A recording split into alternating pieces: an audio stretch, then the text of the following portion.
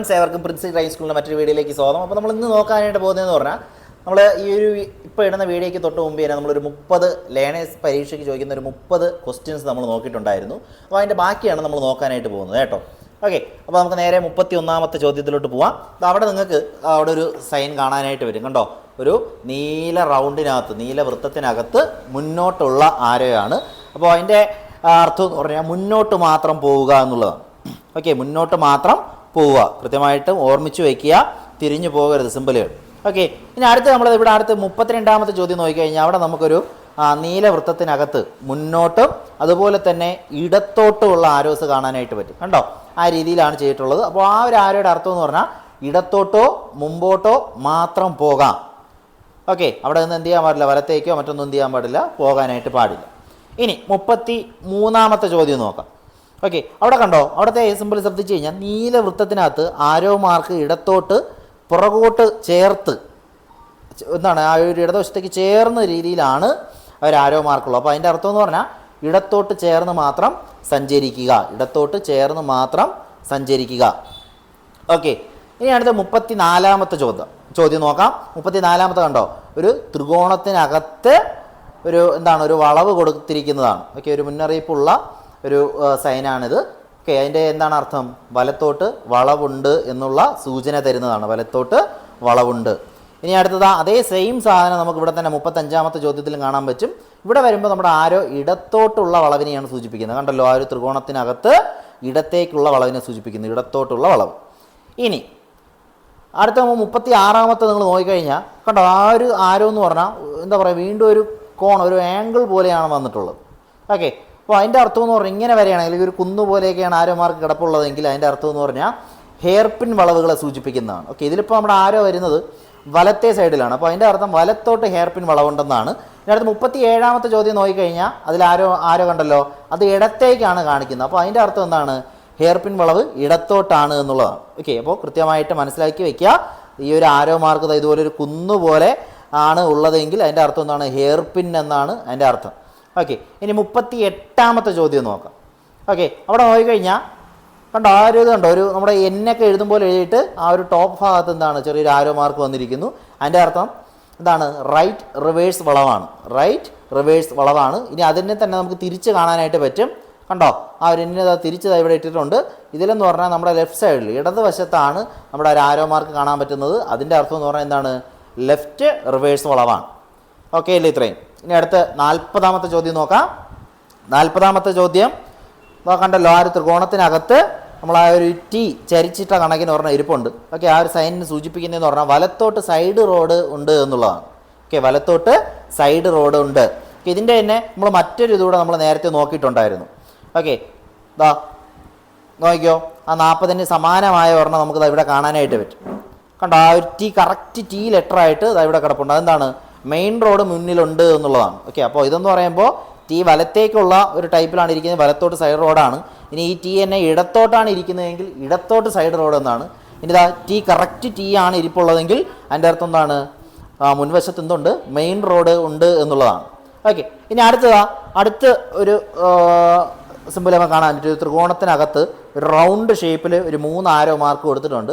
അതെന്ന് പറഞ്ഞാൽ നമ്മൾ എന്താ പറയുക, ചുറ്റിക്കറങ്ങി പോവുക എന്നുള്ളതാണ് സൂചിപ്പിച്ച്. ചില റോഡുകളിലൊക്കെ അറിയാമല്ലോ, വലിയ ജംഗ്ഷനിലൊക്കെ ആണെങ്കിൽ നമുക്ക് റൊട്ടേറ്റ് ചെയ്ത് പോകാനുള്ള അത്തരത്തിലുള്ള സംവിധാനമായിരിക്കുള്ളൂ. അപ്പോൾ അത്തരത്തിൽ ഉള്ള അല്ലെങ്കിൽ അതിനെ സൂചിപ്പിക്കാൻ വേണ്ടിയുള്ള അടയാളമാണ് ഈ ത്രികോണത്തിനകത്ത് ഒരു 3 ആരോ ഈ ഒരു റൗണ്ട് ഷേപ്പിനകത്ത് കൊടുത്തിരിക്കുന്നത്. അതിൻ്റെ അർത്ഥം എന്താണ്? ചുറ്റിക്കറങ്ങി പോവുക എന്നുള്ളതാണ്. ഓക്കെ, ഇനി അടുത്ത് നമുക്ക് 43ാമത്തെ ചോദ്യം നോക്കാം. 43ാമത്തെ ചോദ്യം ഒരു ത്രികോണത്തിനകത്ത് നിങ്ങൾ കണ്ടോ ഒരു എന്താ പറയുക, ഒരു കുഴി പോലെ ഒരു എന്താണ് ഒരു അടയാളമാണ് കൊടുത്തിട്ടുള്ളത്. അപ്പോൾ അതെന്ന് പറഞ്ഞാൽ അപകടകരമായ താഴ്ച എന്നതിനെയാണ് അത് സൂചിപ്പിക്കുന്നത്. ഓക്കെ, അപകടകരമായ താഴ്ച. ഇനി അടുത്ത് നോക്കിയോ, 44ാമത്തത് ഇവിടെ കണ്ടോ ഒരു ക്രോസ്, ഒരു മുള്ളുവേലി പോലെ ഒരു ഇത് കൊടുത്തിട്ടുണ്ട്. അതെന്ന് പറഞ്ഞാൽ റെയിൽ ഗേറ്റിനെയാണ് സൂചിപ്പിക്കുന്നത് കേട്ടോ. കാവലുള്ള റെയിൽ ഗേറ്റിനെയാണ് എന്ത് ചെയ്യുന്നത്? ഈ പറഞ്ഞ മുള്ളുവേലിയുടെ കണക്കിന് ഈ ഒരു ത്രികോണത്തിനകത്ത് വരുന്നത് കാവലുള്ള റെയിൽ ഗേറ്റിനെ സൂചിപ്പിക്കാനാണ്. ഇനി അടുത്ത 45ാമത്തത് നോക്കാം. ഓക്കെ, 45ാമത്തത് കണ്ടോ ഒരു വൈ ആണ് നമുക്കവിടെ കാണാനായിട്ട് പറ്റുന്നത്. അതായത് ആ ഒരു വൈയുടെ ആ ഒരു ഈ ഒരു പോർഷൻ കണ്ടല്ലോ, അത് ഇടത്തേക്കാണ് പോകുന്നത്. അപ്പോൾ അതിൻ്റെ അർത്ഥം എന്താണ്? ഇടത്തോട്ട് വൈ ആകൃതിയിൽ വിഭജനമുണ്ട്. ഓക്കെ, അല്ലെങ്കിൽ റോഡ് ഡിവൈഡ് ആയിരിക്കുന്നു എന്നതിന് സൂചിപ്പിക്കാനാണ്. ഇനി അതിന് സമാനമായി തന്നെ നമുക്ക് 46-ാമത്തെ ചോദ്യത്തിൽ കാണാൻ പറ്റും. ഇവിടെ നമുക്ക് ആ വഴിയുടെ ആംഗിൾ 45-ാമത്തേൽ നമ്മൾ ഇടത്തോട്ടാണ് കണ്ടതെങ്കിൽ 46-ാമത്തേൽ നമുക്ക് വലത്തോട്ടാണ് ആ ഒരു എന്താ പറയുക, ആ ഒരു വിഭജനം നമുക്ക് കാണാനായിട്ട് പറ്റുന്നത്. ഓക്കെ, അപ്പോൾ ഇതിൻ്റെ അർത്ഥം എന്തായിരിക്കും? വലത്തോട്ട് വൈ ആകൃതിയിൽ വിഭജനമുണ്ട്. ഓക്കെ, ഇങ്ങനെ സിമ്പിളായിട്ട് പഠിച്ചു വയ്ക്കുക. ഇനി നമുക്ക് നോർമലായിട്ടൊരു വൈ കാണാനായിട്ട് പറ്റും. കണ്ടോ, ഒരു വൈ ഇവിടെ 47-ാമത്തെ ചോദ്യത്തിൽ നോർമലായിട്ട് ഒരു വൈ കാണാനായിട്ട്. അതിൻ്റെ അർത്ഥം എന്ന് പറഞ്ഞാൽ വൈ കവലയാണ്. നമ്മൾ ജംഗ്ഷനൊക്കെ ഇല്ലേ, ഈ ഒരു വൈ ഷേപ്പിൽ വരുന്ന ജംഗ്ഷനുകളെയാണ് എന്ത് ചെയ്യുന്നത്, സൂചിപ്പിക്കുന്നത്. ഇനി നമുക്ക് 48-ാമത്തെ നോക്കാം. 48-ാമത്തേത് ഇവിടെ നോക്കിക്കഴിഞ്ഞാൽ ഒരു നീല വൃത്തമാണ് നമുക്കവിടെ കാണാനായിട്ട് പറ്റുന്നത്. ഇത്ര നേരം നമ്മളിപ്പോൾ കുറച്ച് നോക്കിയ ചോദ്യങ്ങളെല്ലാം നമ്മൾ ത്രികോണാകൃതിയാണ്. ത്രികോണാകൃതി എന്ന് പറയുമ്പോൾ എന്താണ്? നമ്മൾ മുന്നറിയിപ്പുകൾ നൽകുന്ന ചിഹ്നങ്ങളാണ്. ഇനി അടുത്ത് ഇതെന്ന് പറയുമ്പോൾ റൗണ്ടിനകത്ത് വരുന്നത് എന്താണ്? നമ്മൾ നിർബന്ധമായും പാലിക്കേണ്ട സിമ്പലാണ്. അപ്പോൾ ഇവിടെ എന്താണ്? വലത്തോട്ടോ മുന്നോട്ടോ മാത്രം പോകുക എന്നുള്ളതാണ്. വലത്തോട്ടോ മുന്നോട്ടോ മാത്രം. ഇതിന് സമാനമായ നേരത്തെ നമ്മൾ പഠിച്ചിരുന്നു എന്താണ്? ഇടത്തോട്ടോ മുന്നോട്ടോ മാത്രം പോവുക എന്നുള്ളത് കൂടെ നമ്മൾ നേരത്തെ പഠിച്ചിട്ടുണ്ടായിരുന്നു. ഇനി അടുത്ത വീണ്ടും നമുക്ക് ആ ഒരു ത്രികോണാകൃതിയിലുള്ള അടയാളങ്ങളിൽ മുന്നറിയിപ്പ് നൽകുന്ന അടയാളങ്ങളിലേക്ക് വരാം. അപ്പോൾ നോക്കിക്കോ, ഇവിടെ നോക്കിക്കഴിഞ്ഞാൽ ഒരു കാറിൻ്റെ ഒരു ലോഗോ ത്രികോണത്തിനകത്ത് കൊടുത്തിട്ടുണ്ട്. കണ്ടോ, അതിൻ്റെ അടുത്തോട് ചേർന്ന് തന്നെ നമുക്കറിയാം ഒരു എന്താണ്, ആ വണ്ടി ഒന്ന് വഴുതി പോയതുപോലെ അല്ലെങ്കിൽ ഒന്ന് തെന്നിപ്പോയതുപോലെയുള്ള ഒരു അടയാളം കൊടുത്തിട്ടുണ്ട്. ഓക്കെ, അപ്പോൾ അതിൻ്റെ അർത്ഥം എന്താണ്? വഴുതലുള്ള റോഡാണ് എന്നാണ് അതെന്ത് ചെയ്യുന്നത്, സൂചിപ്പിക്കുന്നത്. ഓക്കെ, ഇനി അടുത്തത് ഇവിടെ നോക്കിക്കഴിഞ്ഞാൽ ഒരു കാറിൻ്റെ പുറകെ എന്താണ്, കുറച്ച് കുത്തു പോലെ കിടപ്പുണ്ട്. അത് നമ്മൾ ഈ റോഡിലൊക്കെ ചരൽ കിടക്കൂലേ, അതിനെ സൂചിപ്പിക്കാനായിട്ടാണ് എന്ത് ചെയ്യുന്നത്, ഈ ഒരു സിമ്പൽ ഉപയോഗിക്കുന്നത്. അപ്പോൾ ഇതിൻ്റെ അർത്ഥം ചരൽ റോഡ്. ഓക്കെ, ഇനി അടുത്ത് ആ ഒരു ത്രികോണത്തിനകത്ത് ഒരു സൈക്കിളിൻ്റെ ഒരു ഇത് കൊടുത്തിട്ടുണ്ട്. കണ്ടോ, അപ്പോൾ അതിൻ്റെ അർത്ഥം എന്ന് പറഞ്ഞാൽ സൈക്കിൾ ക്രോസിങ്. ഓക്കെ, അതിൻ്റെ അർത്ഥം സൈക്കിൾ ക്രോസിങ്. സൈക്കിൾ ക്രോസ് ചെയ്യുന്ന ഒന്നിനെ സൂചിപ്പിക്കുന്നതിനാണ് ഈ ഒരു അടയാളം എന്ത് ചെയ്യുന്നത്, സൂചിപ്പിക്കുന്നത് കേട്ടോ. ഓക്കെ, ഉപയോഗിക്കുന്നത്. ഇനി അടുത്ത 52-ാമത്തെ നോക്കാം. സൈക്കിളിന് പകരം അതിനകത്ത് എന്താണ്, ഒരു കന്നുകാലിയുടെ പടമാണ് അവിടെ കൊടുത്തിട്ടുള്ളത്. ആ ഒരു ചിത്രമാണ് നമുക്ക് കാണാനായിട്ട് പറ്റുന്നത്. അപ്പോൾ എന്താണ്, കന്നുകാലികൾ വഴിയിൽ വന്നേക്കാം എന്നുള്ളതാണ്. ഇനി അടുത്ത നമുക്ക് 53-ാമത്തെ ചോദ്യം നോക്കിക്കഴിഞ്ഞാൽ അതിനകത്ത് ത്രികോണത്തിനകത്ത് നമുക്കൊരു സ്കൂൾ കുട്ടി ബാഗും കൊണ്ട് ഓടുന്നതായിട്ട് നമുക്ക് കാണാനായിട്ട് പറ്റും. ഓക്കെ, അതിൻ്റെ അർത്ഥം എന്ന് പറഞ്ഞാൽ സമീപത്തൊന്നുണ്ട്, സ്കൂളുണ്ട്, അല്ലെങ്കിൽ സ്കൂൾ അടുത്ത് വരുന്നത് എന്താണ്, സ്കൂളാണ്. അപ്പോൾ അങ്ങനെയൊക്കെയുള്ളത് നമ്മൾ എന്ത് ചെയ്യണം, ശ്രദ്ധിച്ച് വേണം വാഹനം ഡ്രൈവ് ചെയ്ത് പോകാൻ. അതിന് വേണ്ടിയിട്ടാണ് അവിടെ അങ്ങനെ ഒരു അടയാളം കൊടുത്തിട്ടുള്ളത്. ഇനി അവിടെ എന്ന് പറഞ്ഞാൽ അടുത്ത് നമ്മൾ ലോകം നോക്കിക്കഴിഞ്ഞാൽ കണ്ടോ, ആ ഒരു ത്രികോണാകൃതിക്കകത്ത് ഒരാൾ അവിടെ പണി ചെയ്തുകൊണ്ട് നിൽക്കുന്നതായിട്ട് നമുക്ക് കാണാനായിട്ട് പറ്റും. അപ്പോൾ അത് സൂചിപ്പിക്കുന്നത് റോഡിൽ പണി നടക്കുന്നു എന്നുള്ളതാണ്. റോഡിൽ പണി നടക്കുന്നു.